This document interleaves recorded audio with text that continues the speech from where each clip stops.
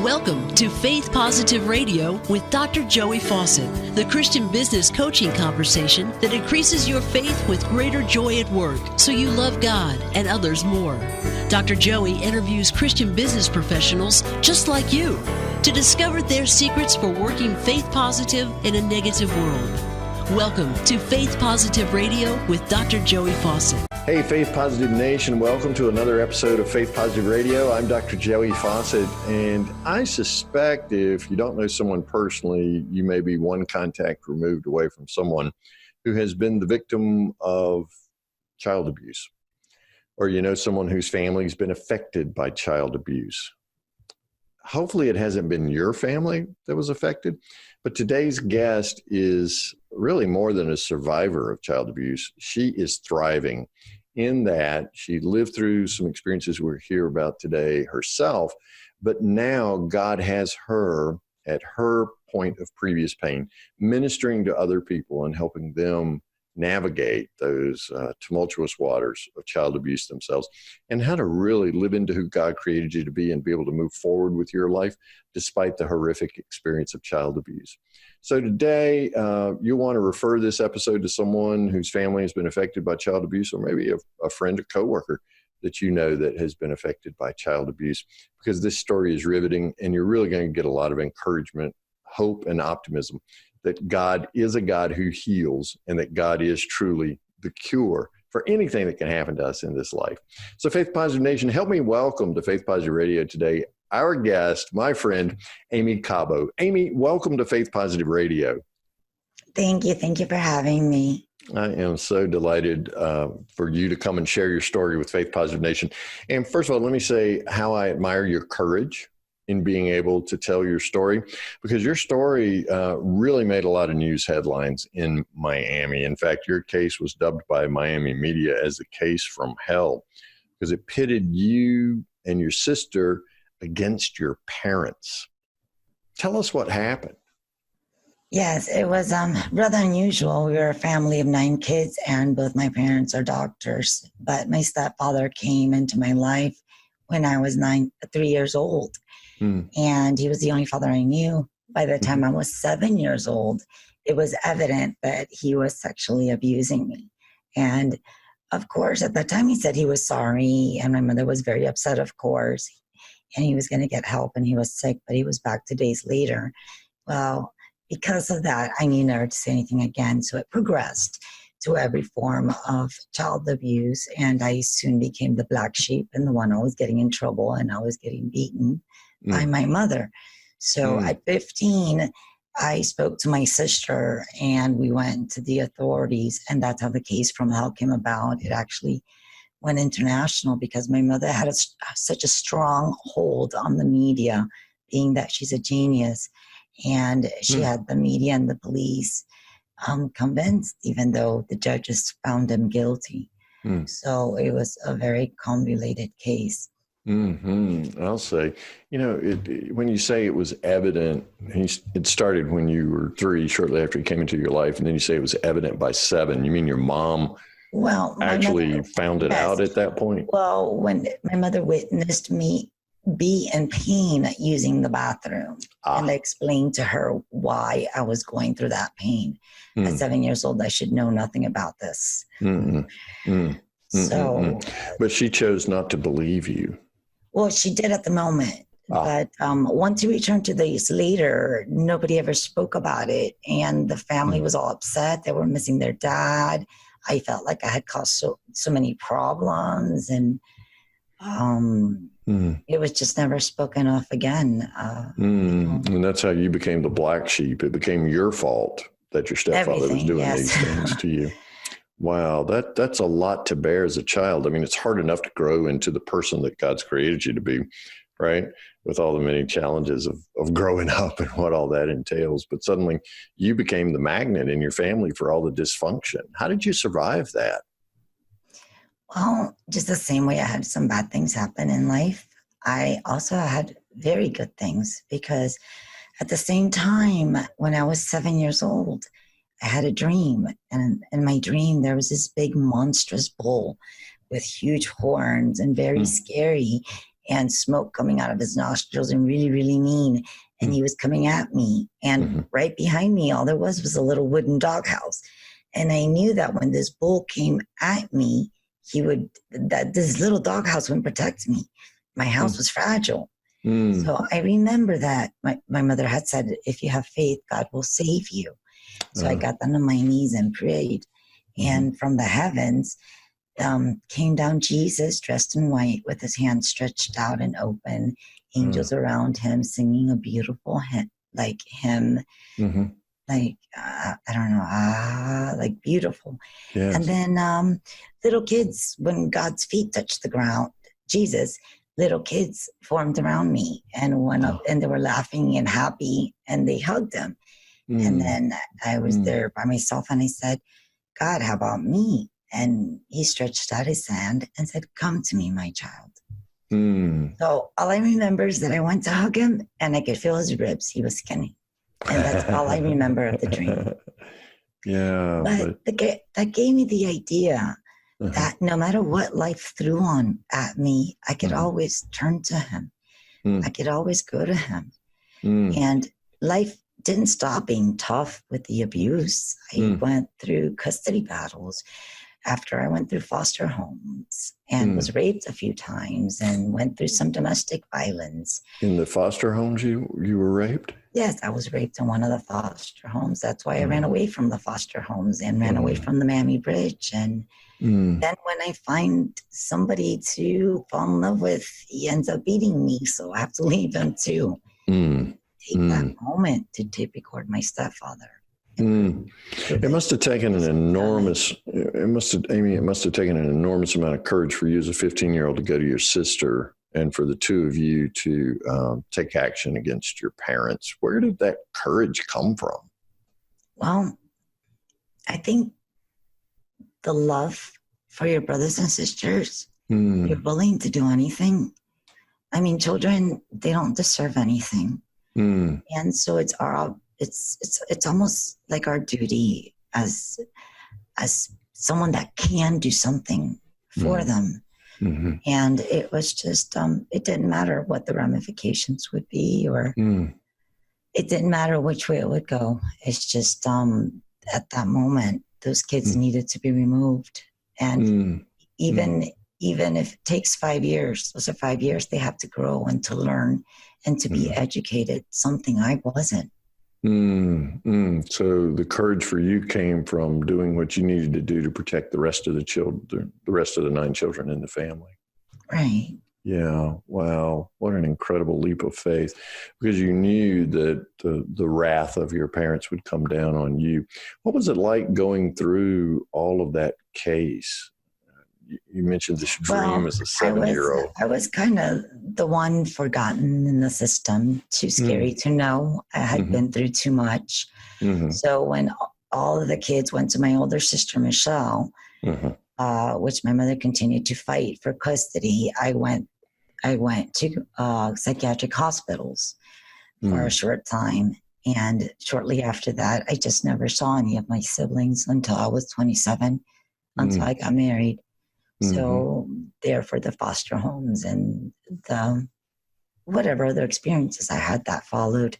And what was difficult was being an orphan since I was 15 as a single mother, fighting custody battles. In 7 years, I'd grown weary. Like God's always throwing me a rope. And that's when I meet my husband, who helps me with the other 7 years of custody battles that it continues. And that's not to say the other big case that went international worldwide when my daughter almost got killed on Valentine's 2016. What happened with that, Aimee? A roommate that she got from Craigslist. He had been there for a week and she thought he was odd, so she was staying with my brother. Well, she went there the night before her birthday, and her birthday is the 13th. Valentine's is the 14th. And as night was turning into day, I don't know, around that time, she has no recollection because she was in a 24-day coma, unresponsive. Nobody knew if she would live or die. Mm-hmm. But he ended up choking her and cutting her face, choking her until she couldn't breathe. Fractures in the skull. He banged her head a few times. Mm-hmm. It broke. I went through the trial. They found him guilty, and it's just terrific. Some of the things that he did. It's almost as if he really meant to kill her. But I made a pact with God. I said, God, I don't mind what I go through, illness or whatever problems or whatever happens to me. Mm-hmm. Just please don't let anybody close to me die. I think that would be the hardest thing for me to accept. Yeah. And I know it's probably the best thing for most people. At least we know how much better it is.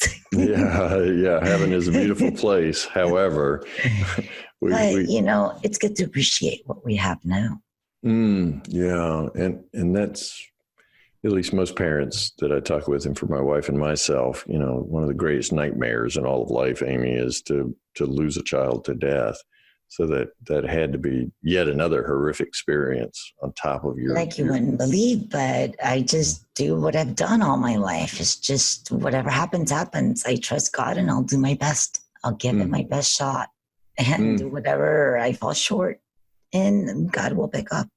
Whatever I fall short in, God will pick up. Choice. Now I choose to. Yeah, so you choose to believe that God's going to pick you up and protect you in these times. The thing is, the enemy's so clever. As bad things keep happening and happening, then he manipulates you to believe that you're destined to suffer. Therefore, God must not love you. And if God does not love you, then he's not going to help you because you're not worth helping, because you're nobody and you're nothing, you're not enough. Oh, yes, I went down that route too. I know what it's like. It's so easy to buy that lie, isn't it, Aimee, when bad experience after bad experience is happening to you? Yes, it's funny that you should say that, because 3 nuns told me to read the story of Job. Oh, no. When I was trying to get out of a 4-month abortion that I was being forced into. That's another experience. I mean, there's very little I haven't done. So there's very little people can't say. I mean, there's nothing that people can say God can't forgive you from. Because, I mean, I knew better. And I really went astray. So I came to God more like the prodigal son. And, he really blessed me more than I can imagine. And it's not that bad things don't happen. Sure. And I'm talking about the little things, like I actually have time for things. I wake up happy. I may still have frustrations, but I handle them better. It's the little things that count. So I feel like I'm in a better place now that I take God seriously, and I've learned to pray every day. Don't slip. Pray every day. That's what happened. I stopped praying and I stopped believing the lie. Wow. Yeah. And that's certainly an amazing way to thwart the lie that Satan throws at us, that we're separated, that we're left to live by our own devices, that God's love can't reach us. And that is to pray, because when we pray, we encounter a loving Father who sends the Son Jesus down, just like in your 7-year-old dream, right? Yes. That's amazing. But that's really what I want everyone to know, is that anyone can come to God. Anyone can turn to God, because I tell my children, one day you may be stranded on an island and there's no Wi-Fi. So it's just you and who else? You got to have a relationship with God. When it comes down to nothing and nothing else will do, only God is enough. Yeah, well, your kids without Wi-Fi, that's probably at least purgatory for them, right? So Aimee Cabo is our guest today on Faith Positive Radio, Faith Positive Nation. Obviously, she has survived a lot of trauma in her life, childhood abuse and sexual abuse, as well as a continuing pattern of abuse, a couple of trials in which she had to defend herself against charges that were anything but true. So, Aimee, now God has you using your story of survival, right, to encourage other people. Tell Faith Positive Nation how you're sharing your story now. I really had no idea how freeing it would be to write my truth, to write down the story of my life. I was praying like I would do daily these days in 2017. And I just felt this strong commitment to write the story of my life. So every morning, for 3 hours, I would get up and write and write and write. And I wrote my book. And then it was extremely freeing. I went through the motions that I felt were needed, at least for me, because we're all unique. Yes. But what was better than that was that I saw how it was helping people, how some people were able to relate, how their faith grew stronger, how now they've found hope, and if I can, even if it's just one person, if I can teach that person to let them know it, maybe a little quicker than it took me, at least. Well, that's why the good Lord puts us in one another's paths, right? So we don't have to repeat the other person's mistakes. What's the title of this book that you've written? Oh, Love is the Answer. God is the Cure. So then, and then I really love the idea of helping people. And then my husband got me interviews. And then a few interviews here and there. And, let's go for it. No problem. I'll do it. And so then I started eventually the radio show, The Cure, which deals with suffering, any kind of suffering. Exempt from suffering, whether it would be something that you're suffering or something that you have suffered. So we basically tackle all kinds of issues that we deal with today's world and ways that we can help each other, one another and ourselves, other than conventional, medication and therapy and stuff like that. Just get more ideas of how you can help yourself on a daily basis. Sometimes that's what it is. It's a day-by-day basis. Right. Now, how can Faith Positive Nation access this radio show? Is it on a station in Miami? Is it a podcast? What is it? Oh, it's stationed in Miami. It's a syndicated radio show. Okay. They're asking how can they... Stations. In 20 stations. GodIsTheCure.com. GodIsTheCure.com. They want to know how they can access the radio station. Oh, the Cure app. We have an app. Download the app. And all the shows are there. You can listen live. Oh, sweet. Or any podcast, and it's usually in all social media live, and then we repost it, the edited version, which is much nicer. But you do get the live version too. Right, I understand. Okay, so there's an app, The Cure, and then we can go to GodIsTheCure.com. Okay, and we can listen to episodes there, and so we can check backlog episodes. So or Podbean.Aimee Cabo. No, never mind. GodIsTheCure.com and The Cure. All right, sweet. So we got the Cure app, we got GodIsTheCure.com website. And where can we get your book, Love is the Answer, God is a Cure? Is it on Amazon or where? Amazon.com is usually where most people get it. And you can also get it in other online bookstores. Okay. All right. Aimee, if you had one bit of advice to give someone who's encountering unusual suffering and hardship, be it childhood abuse, sexual abuse, somebody who's struggling to work through something that's caused suffering in their life, you have one piece of advice, what would that advice be? The most important time to turn to God is when you're struggling. That's when you're able to experience and witness His love the best. Because we have to keep in mind that God perfects us in our weakness. He can recreate what is broken and fix it. So that's what helped me through my years. And I would not have survived anything that I did had I not turned to God continuously throughout my life. And just because at one point I went astray doesn't mean it's never too late to come back into the right thing again.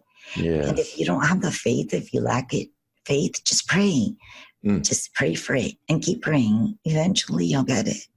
And seek Him, read about it, educate yourself, listen to inspirational songs, and get inspirational apps and Bible apps, and just educate yourself with the truth. And the more that you clarify your mind and you turn to God, you'll be more aligned with your soul. That's beautiful. And that's, our souls are the place where the image and likeness of God is tucked in, and nothing can separate us from that image and likeness of God within us, right?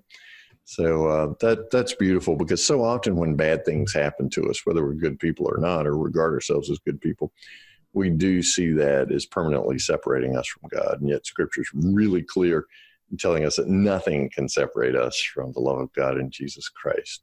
Death in our life, or angels or principalities, nothing can separate us, right? So I love the way that your advice wraps around immersing ourselves in a relationship with God through Jesus Christ and making it personal, and just really getting strength from that every single day. Aimee, I love your story. Thank you so much. Aimee Cabo, the website is godisthecure.com. The name of the book is Love is the Answer, God is the Cure.